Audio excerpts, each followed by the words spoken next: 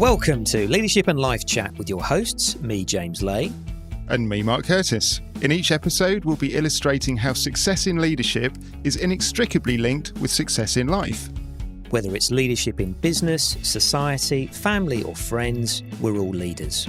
Using our experiences and a range of expert guests, we'll share secrets to boosting your health, wealth and self. So let's get on with the show. In today's episode, we have an amazing guest who's going to share his secrets of leadership styles and what we should all be looking out for in not only ourselves, but in our businesses. Robert Jordan is the co-author of the educational and thought-provoking new book, Right Leader, Right Time. So Bob, welcome to the show. Thank you so much, Mark. It's a pleasure to be with you and James. Welcome, Bob. Welcome to the show. So for the benefit of the listeners, can you sort of just give us a bit of background to yourself? Sure. I'm your classic American entrepreneur, James. I have been involved in a number of business launches. The big ones were when I my first big startup was a magazine. It was a magazine that covered online and internet called InterimExecs. I think it was the first consumer magazine in the world that covered those things in a magazine. And I published that for about 10 years, sold it to a bigger publisher, was wondering what to do with the rest of my life, and happened by chance to meet and get to know an executive in the U.S. who probably was one of the first interim CEOs in the U.S. Interim management is something that, as you know, has been around in the UK and Europe for many years. It was much newer to the US. And so he was a wonderful mentor, and he did something remarkable in the US. He was the first CEO of Yahoo. And in the US, there was that thing called the internet bubble. All of these companies going public on zero revenue, including Yahoo. And that impressed me greatly. So for the benefit of the younger listeners, Yahoo was a search engine before Google, really, wasn't it? I mean, it's the one I always used to use Yahoo things, not Google things. But what happened in the end? I was going to say it died a death, but I don't know what. Is it still available, Yahoo? Yes, what happened, Yahoo was the first directory, where human intelligence was putting together listings. And it turned kind of into an arms race in the U.S. You had 5 directories go public at the same time, and it was a huge change in the way companies were going public in the U.S. as well. Prior to that, it had taken 6 months to take a company public. And Yahoo, another one was called Excite, another one was called Lycos, another one was called InfoSeek, and they all rapidly figured out how to go public within 30 days. So Yahoo was eventually sold to one of the major telecom companies. The thing that destroyed it for the directories was Google. Google figured out through algorithms how to make search much more accessible. Their huge claim to fame was just this one idea of backlinks, right? What they said was, if you want an indication that a website is important, is any other site linking to them? And so that's what they initially measured, was how many links were coming into your website. The more you had, the more relevant, the more important your site must be. That was the entire foundation of Google. Anyway, so I did InterimExecs for a lot of years, and then I served this role mostly with American companies as an interim CEO, and then we formed a company about 15 years ago called InterimExecs.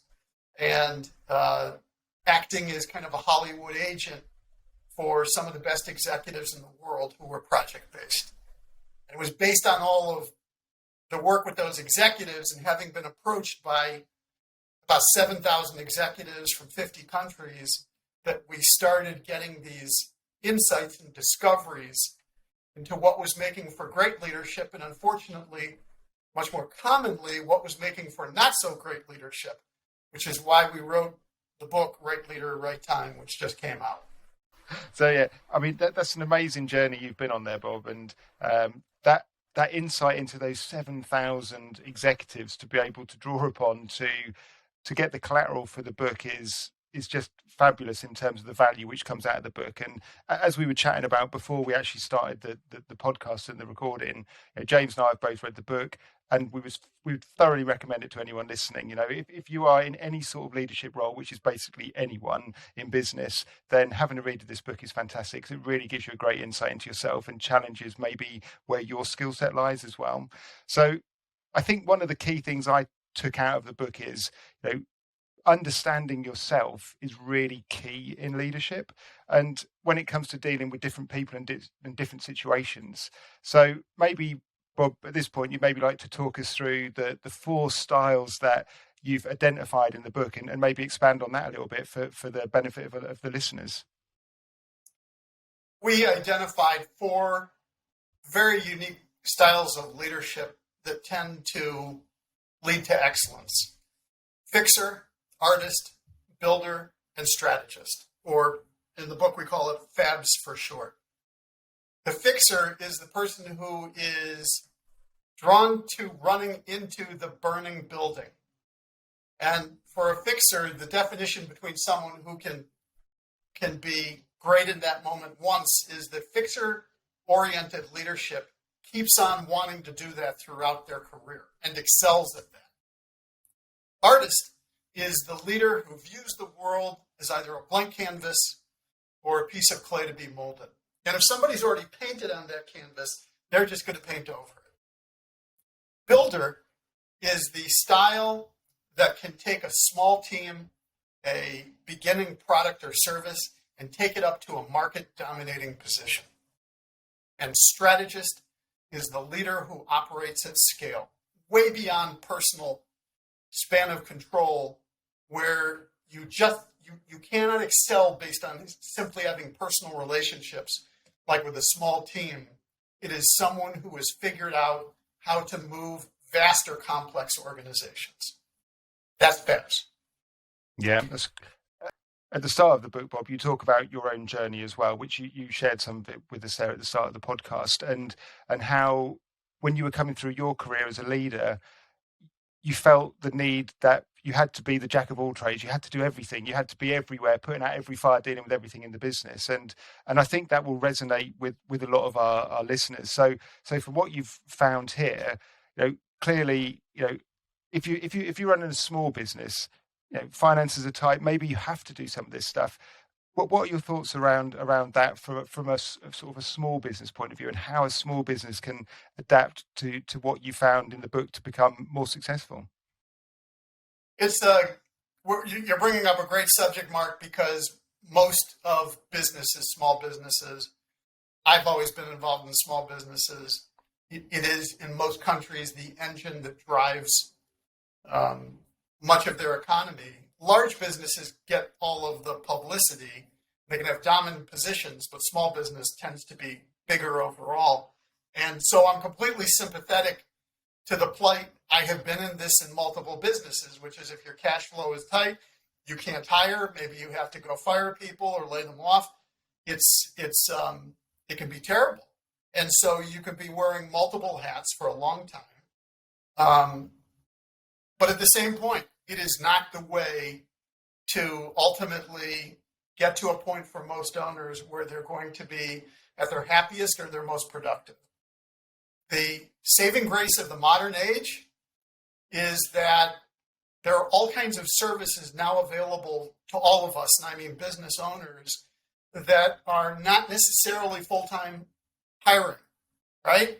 They're with the contract kind of services that came around all around the world thanks to the internet, right? You can have a virtual assistant anywhere.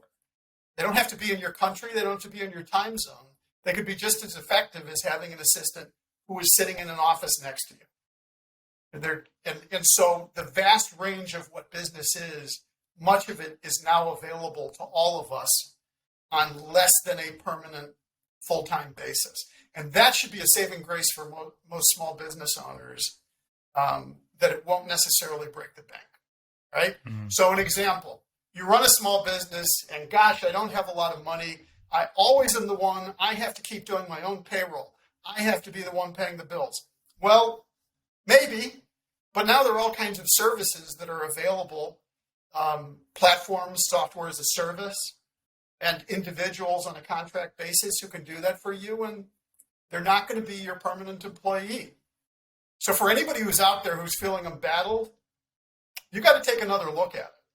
There are solutions out there. And it's counterproductive, isn't it, to keep trying to deliver something which you're not passionate about, which is not within your natural skill set. You might be able to learn some of these skills to a level, but it's never going to become natural. And as you were talking there, Bob, I was thinking about one of my clients actually, who for 2 or 3 years, when we had the year-end accounts meeting with them, we were saying that the only issue that you need to fix in your business is you need to put another 300,000 on your top line. If they could put 300,000 on their top line, it was going to solve. They had a great business, they had a great product, clients loved them, but they just didn't have enough sales.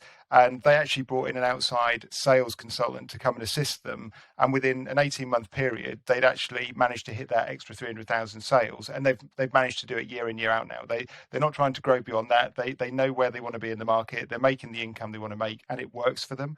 But that was resonating in my head as you were talking, that they didn't think they could afford to bring someone in. But if they hadn't have done, there was a risk the business could have died, because all it would have taken is one bad year, some shock through the economy, and their business would have gone if they hadn't have put extra turnover on.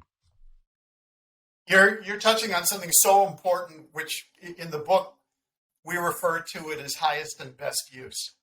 And one of the traits we think that good and excellent leaders share is that they tend to reject what is not for their highest and best use, that they do that far more than average leaders, for example. And so for all of us, none of us are jack of all trades. None of us are great at everything. And when you can be honest with yourself, or courageous enough to see, I'm good at this and I'm good at that. All of the rest of this, it bores me. I'm not great at it. That can be a breakthrough, especially for a small business owner, if we stay on that for a moment. Because instead of saying, oh, I have to do all these 10 things and I'm better than anyone else on staff at it, really? Not really.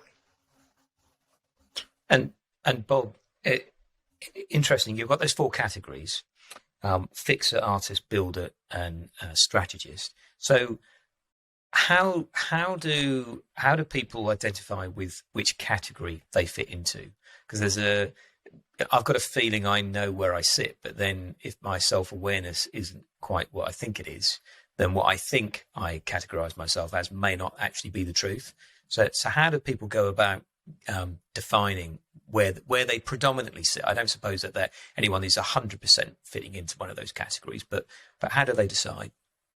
Well, you're bringing up a great point, James. And the first thing is we never say or would say you should be pigeonholed into just one thing. The way we relate it is that all leaders are a necessary combination of fixer, artist, builder, strategist. What we are saying is that great leaders, there tends to be 1 or 2 dominant styles or modes, and that they tend to be most productive and happiest when they are in that mode or that combination of modes. Okay. The opposite is dilution, is too much dilution of your effort. So in terms of figuring it out, we do a lot of description in the book, and there's a lot of charts kind of, if you're drawn to the burning building, take that as an indicator. If you always need broken situations, if when that broken situation is fixed, you're starting to get bored, that's a pretty good indicator that you've got strong fixer wiring, for example. In conjunction with the book, we are launching a leadership assessment tool. It's called Fabs Leadership Assessment. It is free. The Fabs Leadership Assessment is live at rightleader.com, and we'd welcome all your listeners to go and to take the assessment and see if it provides some insights.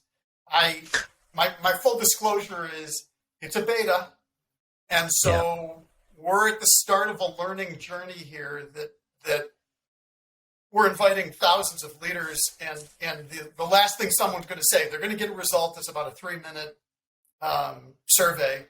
And when they finish with the 3 minutes, they're going to get a result. And then there's immediately going to be a question, did we get it right or wrong? What do you think? Because we are clearly in student mode here with getting enough statistical validity around this assessment.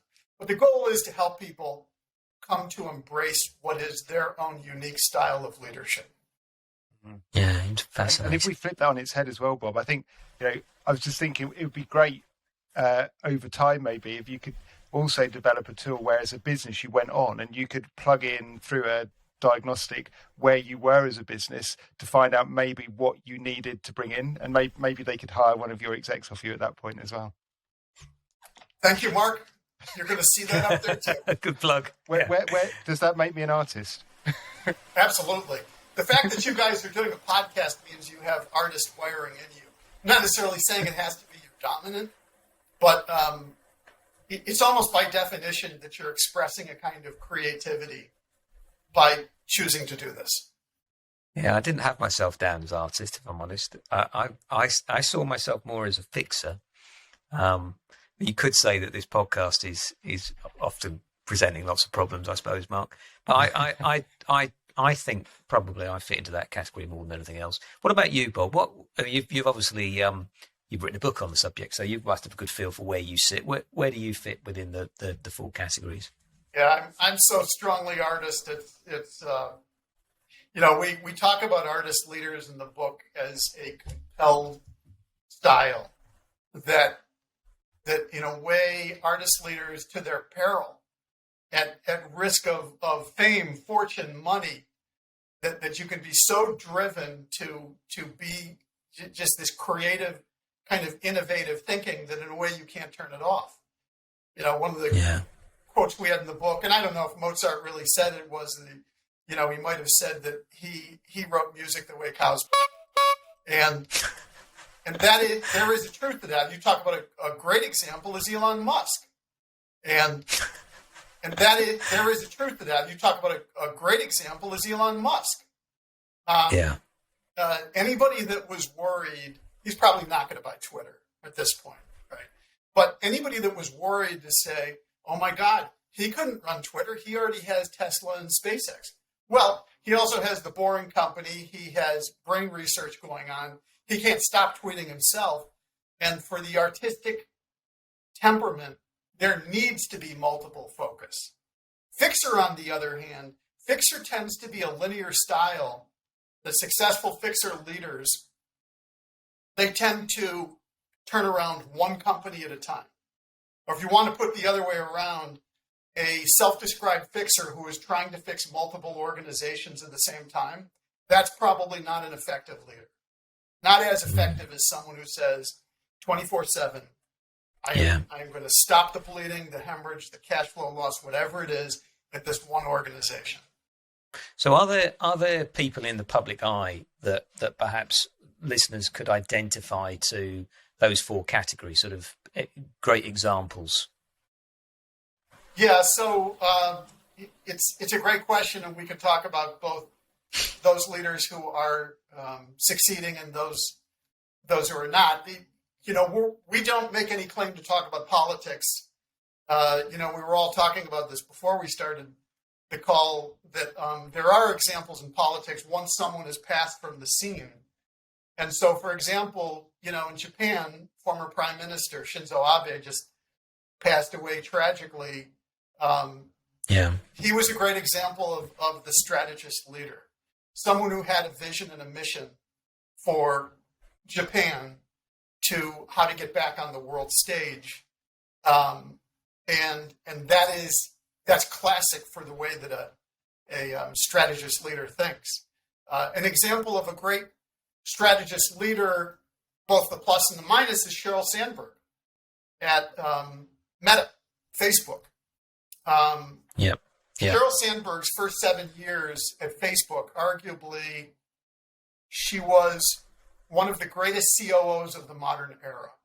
To go take an organization from, was roughly 100 million when she started, to 100 billion from a few hundred employees to, what is it, 70,000. How many executives can claim in their career they did that?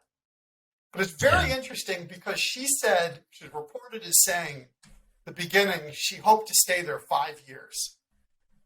I think she stayed 14 years.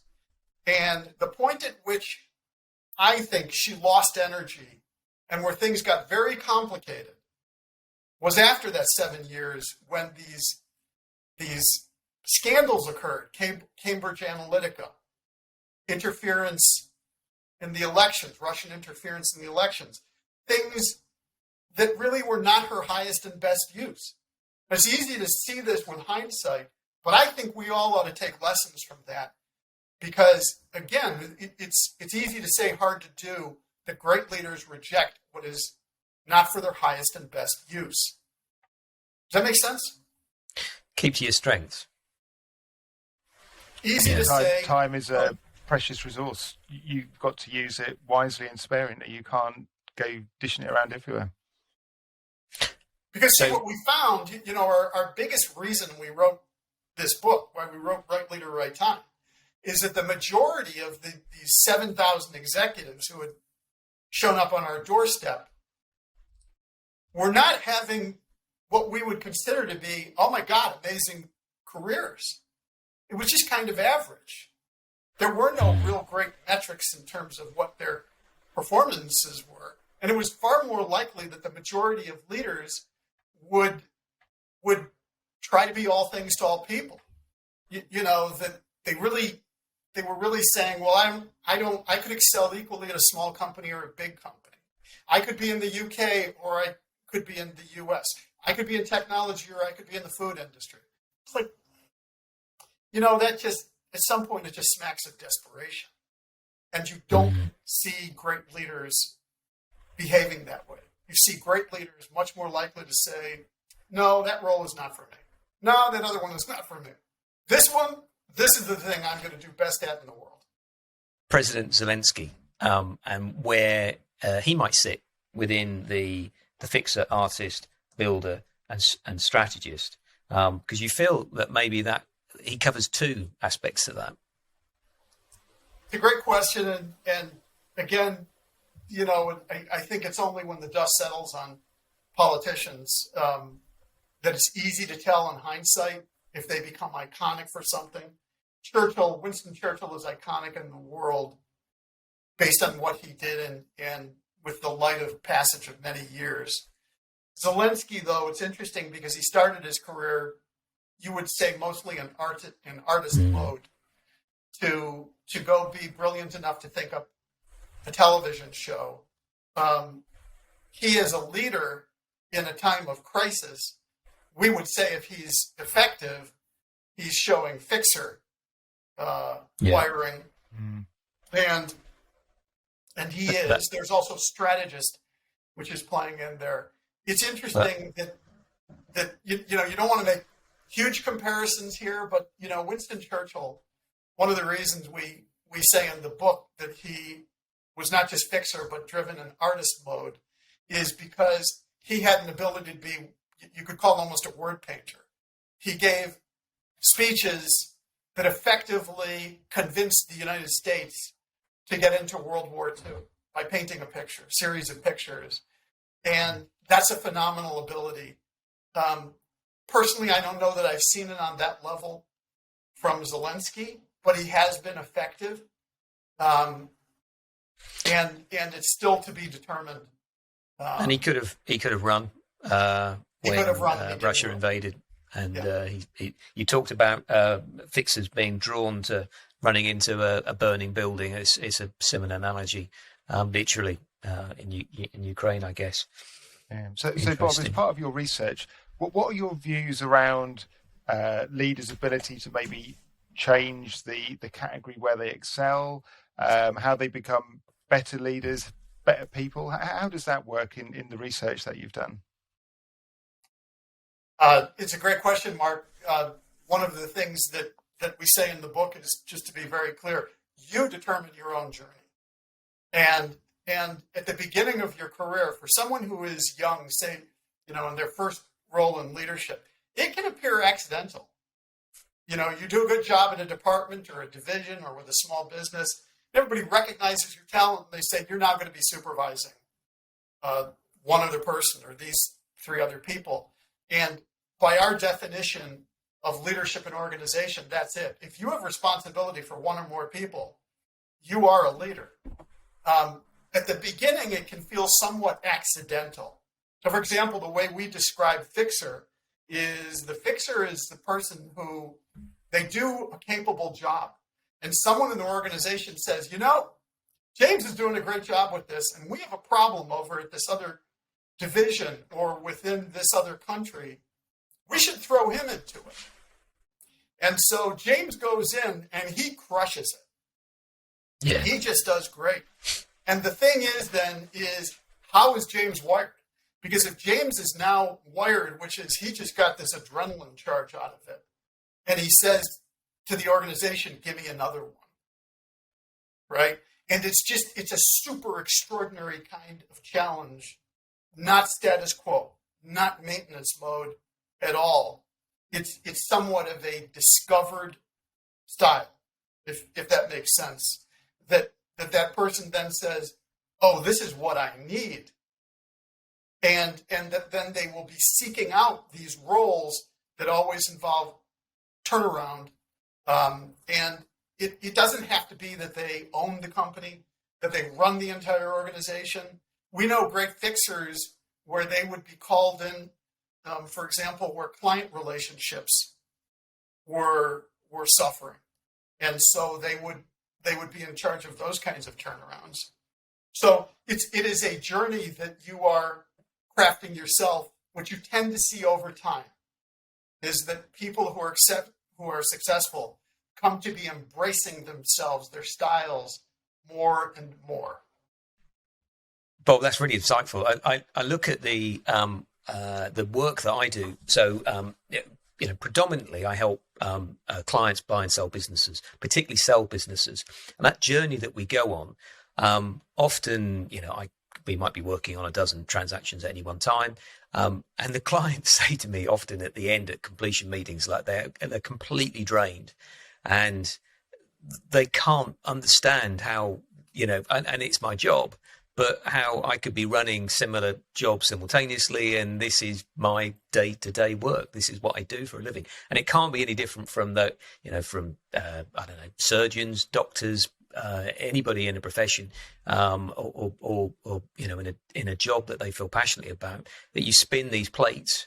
But that's absolutely what I guess I'm drawn to naturally is, solving a problem for a client in terms of they want to sell their business. It's not easy to sell a business. It's not like an employee that perhaps can just hand their notice in and 3 months later move on to the next challenge. If you own a business, it's taken years to build that up, and it can take a year or 2 to get rid of it as well and put it into good hands and get a proper price for it. So it's a real journey, and so I can see from what you're saying there that the more I look at it, I'm pretty confident I'm a fixer. Mark, what about you? I was reflecting on what you were saying. Sorry, Mark, before you go on. Yeah, go.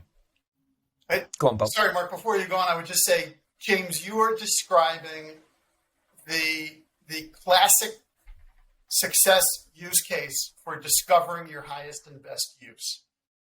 That is it. That is it. And it is the thing that eludes so many leaders.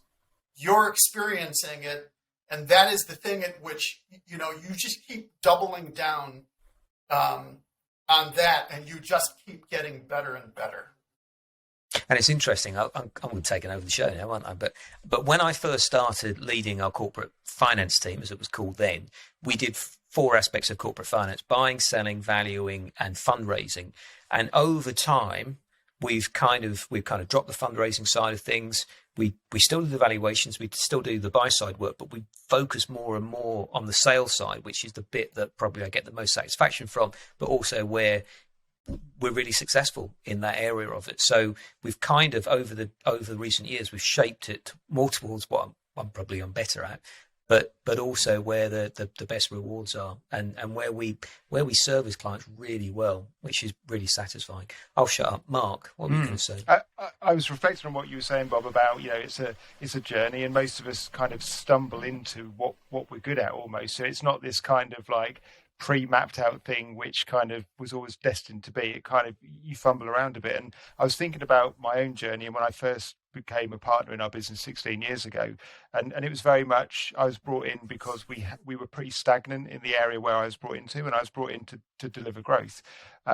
So I think, probably reflecting on what you were saying, I had to convince the team were convinced we couldn't grow. They'd been and I've talked about this on a previous podcast. There was too many urban myths about why it was stagnant, why it couldn't grow. So I had to convince the team, which was about 70 people at the time, that growth was easy. And this was why all of the things they'd heard previously were just not true. So firstly, I had to knock over that myth.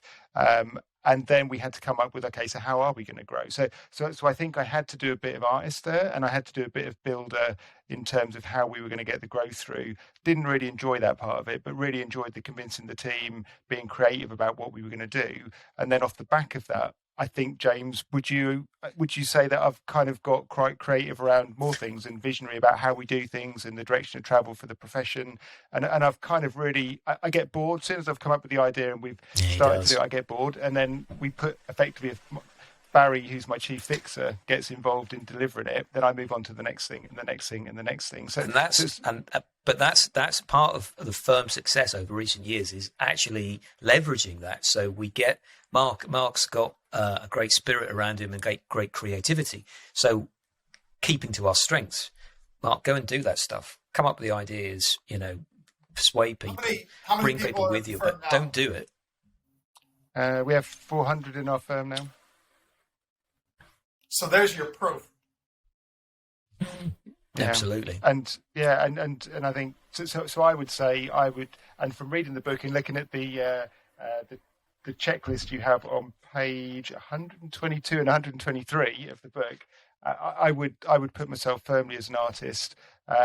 Probably got slightly more strategic as I've got older and wiser and have got more miles on the clock and had more learnings and developed. So probably more of the strategist is kicking in now as I'm now in my mid to late 40s. But artist was definitely what drove me in my younger years in the partnership. So Mark, how many projects do you tend to work on at once, Mark? I've probably got, in terms of official projects, I have Black Ops projects as well, which we won't talk about in the show because the managing partner might be listening. No, I tend to come clean on things now, maybe less so when I was younger. I've probably got 4 or 5 major projects on the go at the moment within the business for how we're going to do things differently in the future. So, Bob, for those that are maybe starting out their careers, is there do you think that it's possible for those at that earlier stage to mould themselves into a different style if they think it's appropriate to do so, if they can see a gap perhaps within the business to fill? How easy is it to perhaps, if you see yourself as perhaps a builder and you want to be a strategist or whatever, what are there ways to move it? Is that covered in the book? Well, the way we would say it is you're figuring it out for yourself, and it is not so much that you have to redo who you are, so much as it is an act of discovery. There's a quote in the book from a minister that I love. He said, "Just because you have a song to sing doesn't mean you don't have to learn how to sing it." So that discovery is something, that journey, it's what we're all going on.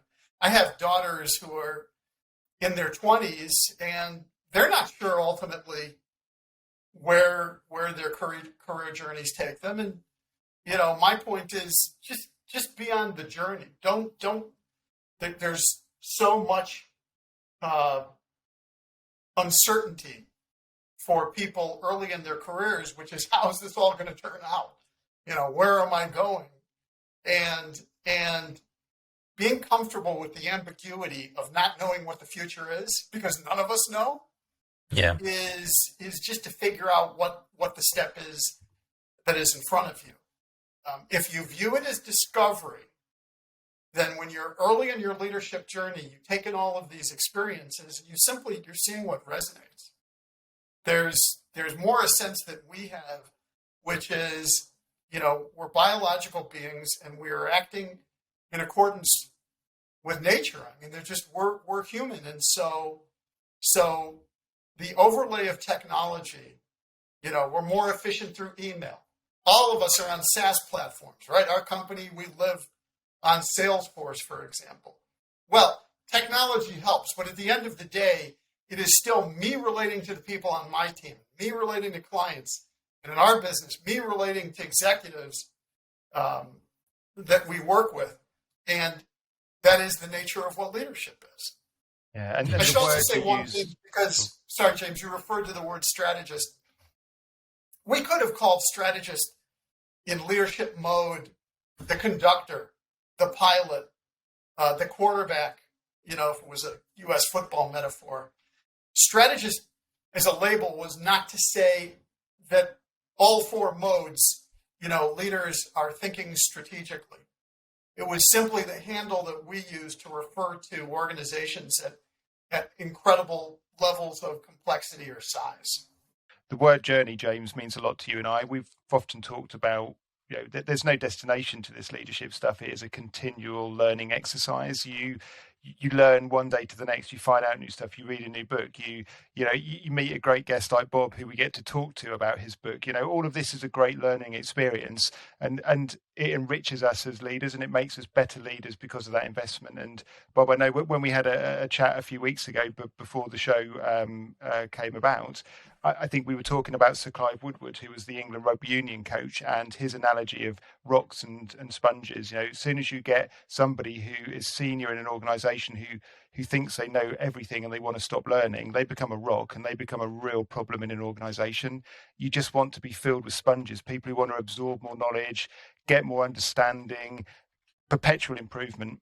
And I think when we look at some of the great names in the book of the people who've done great things in great companies, they haven't just happened to get there overnight. It's taken them a career to deliver some of this stuff, some of these people, and it's because they've continually invested in themselves. You're 100% right, and I would add one more phrase, which is screwing up, because it's leading. One day you feel like you're firing on all cylinders, and everything is going great, and everyone loves you, and the projects are doing great, and revenue is phenomenal, and it's just great. And the next day, you're a dog. The next day, your favorite manager, they quit. You thought that they quit. They're gone.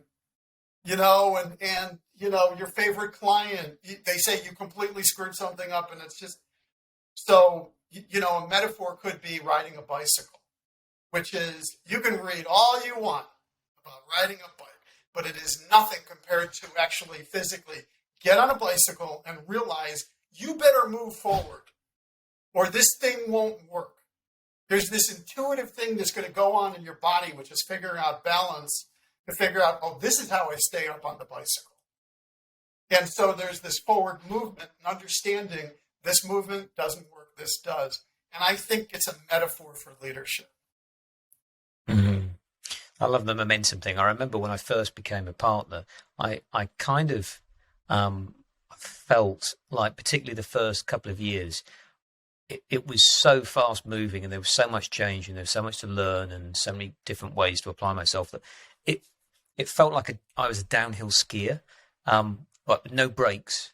And you just had to adapt to each new challenge that came along, and you couldn't stop, but you could navigate your way down safely. And it's a bit like your bike analogy there, but it's. I think your skiing is even more terrifying than the bike one. I can't ski either, so that shows you how terrifying it is. In both situations, you got a helmet on. Yeah, you learn through mistakes. I mean, one of the things James and I have talked about before on podcasts and to each other is how we both tried to create a culture of acceptance of failure. Because if you have a culture where failure is not accepted, people start to hide things, and then you end up with a toxic culture, and you end up with things coming out of the woodwork which no one knows about. Where if we always kind of go with the line of, first of all, don't attack the individual, attack the problem. Was it a systemic error? Is there something wrong with the system? How can we improve this? So we actively encourage both of our teams to bring errors and mistakes to the table, because it's a chance to make it better for tomorrow. And I think as a leader, you want to know where the mistakes are. You want to make mistakes. You want to show you're not infallible yourself, because it makes you human to your team as well. So I think, all of that stuff, we really buy into that, because we've tried in our little microcosm of the planet to live and breathe some of this stuff ourselves. So Bob, you've seen 7,000 odd candidates over the years, and so you're better placed than most to comment on what makes good leaders and bad leaders at that sort of exec level. So we've commented on what works. What about those that are poor leaders? Are there any key characteristics that you see in those candidates? Leaders who are screwing up. There are examples of this every day. It's the Abraham Maslow. He had this line to the person with the hammer of the world appears as a nail. So now, stories will come out. You have a great story around you, for example, P&O Ferries. The CEO fired 800 people on a video call, which is illegal in the UK. And the story that I read, I thought this was great. He appeared in front of British MPs, and the first question was, "Are you in this mess because you don't know what you're doing, or are you just a shameless criminal?" I thought it was great. I'm going to give you another example that is but I would say that's an example of not a great strategist leader for many reasons. I'd I'll give you an agree. example of someone who showed they're not a great fixer leader. There's a website which is a dating site. I may pronounce this wrong. It's either Muzzmatch or Musematch. But it's a dating site. And there was a court case because Match.com sued them. They said the name was too close. And so the startup site lost. And the quote from the founder of the startup, he said, "I'm gutted and exhausted. I'm going to continue to fight as long as we are financially able to." Okay, that is an example of somebody who is so clearly out of their depth in fixer mode, which is just like, you have to realize you're in the wrong role. Yeah. You are not the person to take your organization through a lawsuit, clearly. Because to someone who is wired for turnaround and fixing, it would be bring it on. Yeah. And to figure something else out. But see what I mean? So that's the opposite of fixer mode, where you're like, oh my God, we got hit by a crisis and I have no idea what to do. Kind of interesting when you see these things. And, for us, it points to something we talk about a lot in the book, which is that great leaders are better collaborators. It's easy to say. This is another thing which is actually hard to do, though, because it requires you have to have enough confidence in terms of sharing of responsibility and of credit that other people have contributions that are as critical or more so than your own. And that's one of the things that was... I'll keep giving you examples. Ron Johnson was the guy credited with helping Steve Jobs launch all of the retail Apple stores. Then he went on to J.C. Penney, utter bust. Most people would say he did not understand the J.C. Penney customer with the same level of understanding as what the right formula was for launching Apple stores, which became a model around the world, right? And he's further still in the news because there's a SPAC that was funded called Enjoy, which was a home e-commerce experience, and that just failed. So this affects the mighty as well as the unsung here. We had a great example in the UK years ago, Bob. There was a jewellery chain called Ratner's, and it was owned by a guy, Gerald Ratner. I don't know if you've ever come across this over in the States. And Gerald Ratner was quoted in one of the red top papers over here as saying, "I sell crap." And overnight, his business lost like hundreds of millions of value. So, Bob, I think when you were talking about cooperation there, from the book, from memory, towards the end of the book, you talk about the three principles of Fab, and leaders who combine strengths was the first principle, which you just touched on there and talked to us about. Would you like to expand on the other two key principles of Fab? Yes, thanks, Mark. So collaboration is kind of on steroids for great leaders. The other two commonalities among these Fab leaders, we call it doubling down. It is this relentless focus inside of what you have discovered you have superior ability in and love to do. And the third one, the third commonality is great leaders don't hide. So to give you an example of hiding,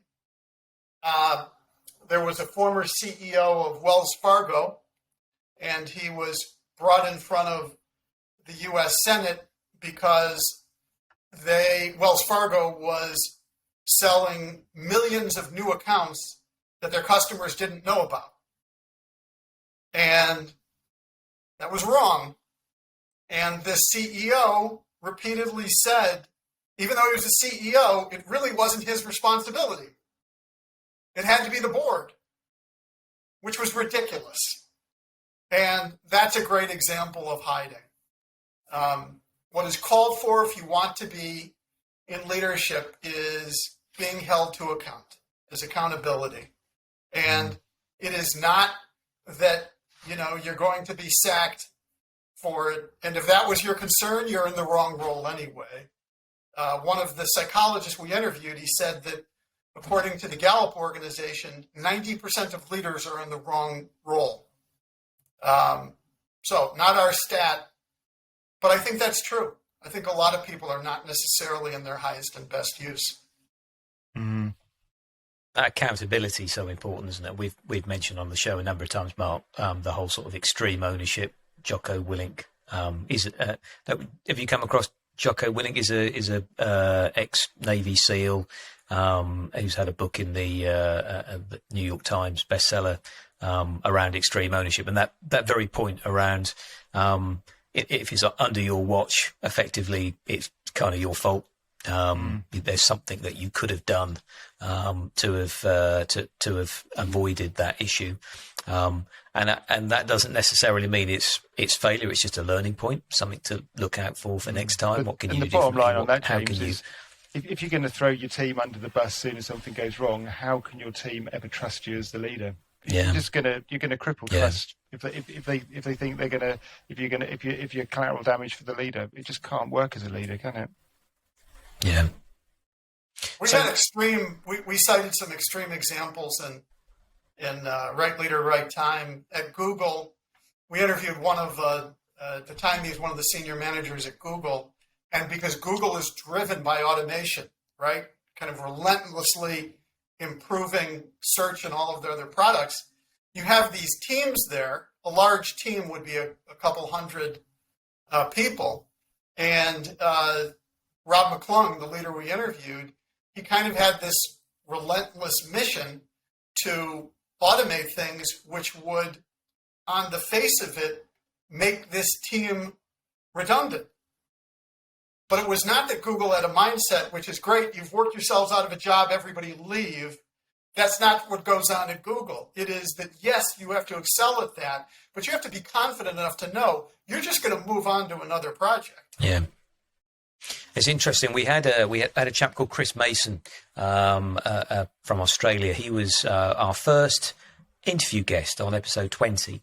And Chris talked about leadership and how each year he will make a list of the responsibilities he has, and then he will look to drop or delegate around half of those tasks each year, so that it's a way of forcing him to learn new skills, to develop himself and not get stuck in a rut. And I wonder how many leaders actually do that in practice. quite an unusual.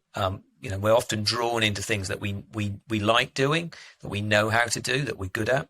But continuing to sort of push those boundaries is quite a rare trait, isn't it? It's a great point. So we always, conscious of time, Bob, and we always end with two core questions, key questions. And the first one, you mentioned you've done a little bit of homework for this one in the pre-interview discussions. So we asked whether there's sort of three books, podcasts, movies, documentaries, whatever it might be, that you would recommend to the listeners. I'm prepared for this, James. You asked about movies, and so I started thinking, well, that's a great question. What about movies for fixers or artists or builders or strategists? All right, so this is exclusive to you. Oh, wow. You understand? Okay. No one else in the world. So Fixer, I have to say, I think people ought to go watch a Jack Reacher movie because there is a person who is completely wired to right a wrong situation. Yeah. I'm a much bigger fan of Alan Ritson in the role he's in an Amazon Prime series as opposed to Tom Cruise. Love Tom Cruise and Top Gun and Mission Impossible, but the character is meant to be towering, sort of. Yeah. Didn't Tom have to stand on a beer crate?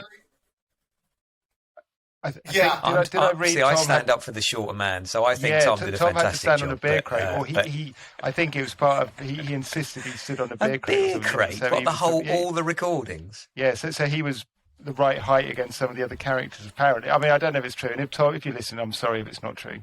Don't sue me. But don't think he's listening. Don't worry. But the guy on the Netflix series or Amazon, isn't it? The Amazon season he's excellent. I enjoy that. So again, I'm definitely a fixer, Bob. But keep going. So is there anything else that we should be watching as fixers? Fixers. Mary Poppins Returns, starring Emily Blunt. She is a fixer. Runner up. We've moved a bit. Oh, I like that. Yeah. Yeah. See, you didn't like it if a woman could be a fixer. I saw that book. No. You're going to turn off half of your audience unless you apologize right now. That's a scandalous accusation. No. That was sorry. I've not seen Mary Poppins. I'm sure it's brilliant, but great! You didn't even see it, but you dissed her. Nice. That's really good. Really good. It's like food. It's like things like Brussels sprouts. I don't like much Brussels sprouts, but keep digging, buddy. I haven't had them in 20 years. So. Okay. All right. I'm going to give you two more fixers. I don't have as many on the others, but the runner-up is Apollo 13. Yeah. Because just consider what happens when the oxygen tank blows up, which is exactly what happened in real life. Apollo 13. And you want a great scene for fixers. You know, there's a scene at NASA where they throw all of these things onto a table that were the only things available in the capsule. There was a manual. There was a little bit of duct tape, right? And literally they had to fix these scrubbers to remove carbon dioxide. Okay, the example of fixer gone wrong, Silence of the Lambs. You take your classic psychiatrist or psychologist, which is, can you help people? They go crazy. Now you've got Hannibal Lecter, as played by the wonderful Anthony Hopkins. Fantastic. Okay, one. Are you good? Are you good? You can comment. Yeah. Keep going. Yeah. Artist. Every artist leader has to see the movie Where'd You Go, Bernadette, starring Cate Blanchett. What a choice. Neither of them are going to get that, Bob. It's only me.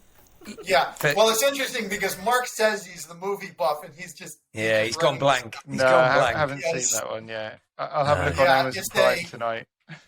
It's a great one. Builder, my one classic here is Lawrence of Arabia.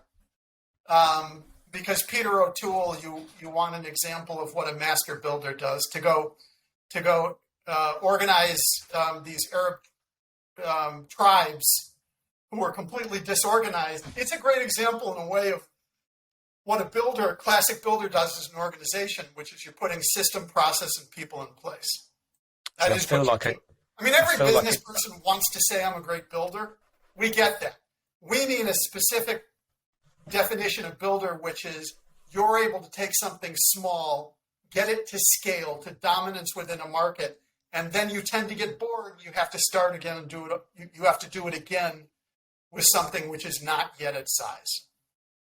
I feel like I ought to have watched Lawrence of Arabia, but I haven't. So wow, I'm going to help James. Can I help you out? I'm shaming both of you at the same time. But Bob, can I throw a couple back at you? I'll never be back on your show again. What? Can I throw a couple back at you to see what you think here? So, Fixer, we talked about Tom Cruise, War of the Worlds. Fixer, Tom Cruise. Okay, and justify your selection, Mark, please. So massive problem. Of which he had to try and find some solutions to with his own family, with the population, with the aliens. So he was trying, and he was a mechanic, wasn't he? No, was he a mechanic? Is it for a living? I can't remember. But anyway, I've not seen it, Mark. Something like I that. think he displayed a lot of Fixer in all of the things he was trying to achieve in the film. And the final one, because we could go on forever doing this. Artist, Spartacus. Mm-hmm. Yeah, he had a message which he had to deliver effectively, and he against the might of Rome, people stood up against the might of Rome because of the message he had, and he persuaded them, and they were all prepared to die for him at the end. Steal that one from you. Sorry, Mark, but I'm stealing Okay, that. I've not seen either of those. Here we go. James is going to chirp in now. He's not seen it. I don't understand how I miss these things. But no, did you I've grow not seen up under a rock? I mean, come on. I don't know. I'm more into sports than I guess I am films. Okay. So I'm out of my depth now. But right, I'm just going to give you a couple strategists to go on. Yeah, round us finish off. Okay, strategist. If you are a strategist, you have to watch Game of Thrones. And specifically, you have to watch for Not Daenerys. seen that either. Daenerys, I'm sorry, there's a human being who has not seen Game of Thrones. No. Okay. What you have to see, you in particular, is season 3, because Daenerys taking over this army called the Unsullied is one of the most masterful strategist moves in a fictional contest. Okay. My runner-up strategist movie is 12 O'Clock High, starring Gregory Peck. It's a World War II movie. He's leading a complex organization, forces beyond his control, and he is doing something unbelievably tasteful, which is sending people to their death. The modern strategists, thank God, they're not facing life and death decisions. But when you have stakeholders in complex organizations of the opposite sides of the spectrum, it's really hard to do that job well. Okay? Strategist gone wrong. My movie is Brazil by Terry Gilliam of Monty Python fame. Look at James's blank face. Okay, you had this thing in the UK, James. It was called Monty Python. I know that, and Life of Brian was good, but for those people that can't see this, I'm holding my head in my hands. So, Lizzie, help me out here. You can call yourself a Brit and not watch Monty. Well, it was before your time. This is your age. Yeah, that's true. It's not, but not Mark's, and possibly not Lizzie. So, Lizzie, have you got, because Lizzie's a film buff. Lizzie went to university and watched films basically, and then got a degree at the back end of it. Is that my right, Lizzie? So have you got any films? Yeah. Have you seen all these films, and do you have any to add? Oh, that's put me on the spot. Look, I'm busy in the background of these episodes, guys, taking notes. So I don't always have time to first of absorb all, everything. have you seen the films? I've seen most of the films. I haven't seen the Gregory Peck one. Okay. I confess, I have to add that to my list. Did you see Brazil? Yeah, I saw Brazil. During that 3 years of just watching films is when I saw that. I didn't have to write a 10,000 word paper on it. It's a great example of the strategist gone wrong, because the strategist gone wrong becomes the bureaucrat, the nameless, faceless, soul-sucking leader. If I'm gonna be off the cuff, I might be off the mark. I don't know, but just thinking on my feet, I would say maybe for artists, maybe Erin Brockovich, just because she went from zero to changing an industry, just by being herself and speaking the way that she spoke and relating to people the way that she could. I would probably think of that one off my Hats off to you, Lizzie. You showed up these guys. You showed up. So Bob, do you think every week? Do you think could you almost argue with Erin Brockovich, a bit of builder as well for what she did in her personal life? Yeah, definitely. Yeah. Oh, this is fun. This is good fun. I'm not sure if the listeners are still with us, but this is. They're probably half asleep now. I don't watch films. I'm too busy running towards fires, Bob. Put out fires. Yeah, but that's what James said. I like it. I think in my mind. See, this is where I go wrong. I feel like I've seen most of those films because if they pop up on Netflix, I get like a 30-second snippet, and I kind of feel like I know the general gist of that, and then I move on to the next one. So but I don't have the attention span to watch films. I can't remember the last film I watched. You watched the trailers. That's yeah. I saw the trailer for. Yeah. So James, I think the thing that I will sum up here is that film is an art form. People don't always consider it as one. In the same way that they have museums and galleries full of Van Gogh and all of that kind of thing, film is an art, and it tells stories and it speaks to the world and the society that it is existing in at that time. Movies are a reflection of the world around them in most cases. Yeah, thanks, Lizzie. Beautiful, very Lizzie. deep, very deep. So James, new business idea, James. We need to do Blinkist for films. That's it. Yeah, little snippets of books. You don't have to read the book. You just do the Blinkist for the Exactly, PDF. yeah. Here we go. For 10 Bob, minutes. this is what I'm working with, heathens. No, I hold my hands up. I should know more. But what I do like, Bob, is that the listeners will have seen those films, I'm sure, and the beauty of bringing those films out and is the sort of common language that you're talking about there, because people will know the characters that you're talking about. They'll know the storylines, so they can join the dots with the four leadership characteristics that you've come up with there. So, in all seriousness, it's really good to go through. It's just that you're dealing with me, so I have to try and keep my head down and let others talk, like Mark and Lizzie. Longest section we've ever had on what 3 books, etc. but it was well worth it. I mean, that was fantastic. I really enjoyed that. Thanks, Bob. Trying to bring some sort of order back to proceedings, and on to our last question, Bob, and then we can let you go for your lunch and for our dinner over here in the UK. So the final question is: what 3 bits of advice would you give to an 18-year-old Bob? What knowledge, what tidbits would you impart? And you're not allowed to say, don't go on Leadership and Life Chat. We're not allowed to use that one now. It's been used before. Yeah, the advice to the 18... Well, first of all, the 18-year-old Bob had a much easier time than the 18-year-old anywhere in the Western world, because the 18-year-old now confronts a degree of distraction thanks to your phone and the dopamine rush you get, 150 times a day that simply did not exist. And made life a lot easier. There simply was not the same kind of comparison or pressure as exists now.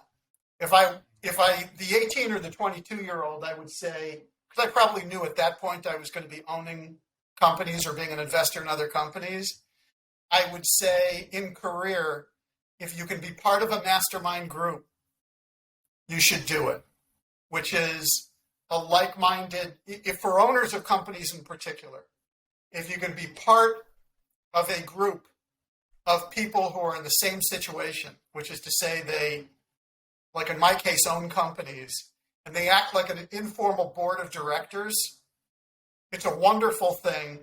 And so I'm part of a group where we hold each other to account for goals every week. That'd be the first thing. The second thing is I would say to embrace my own wiring sooner would have been good.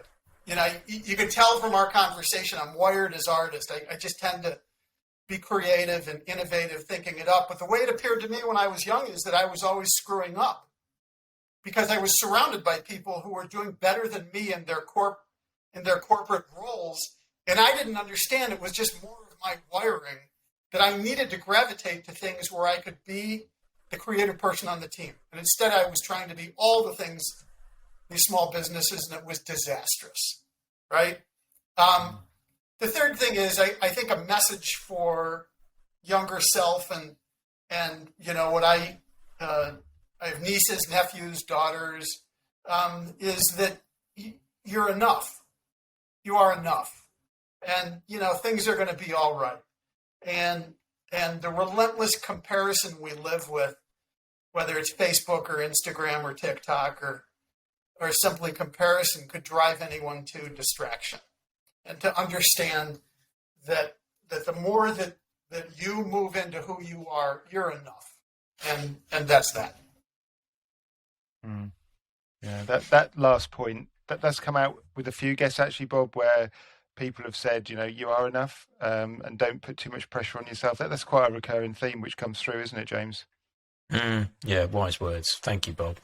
Yeah, thank you. So that brings, you'll be pleased to know. It's been a pleasure. Well, it's been an absolute honour to have you on, Bob.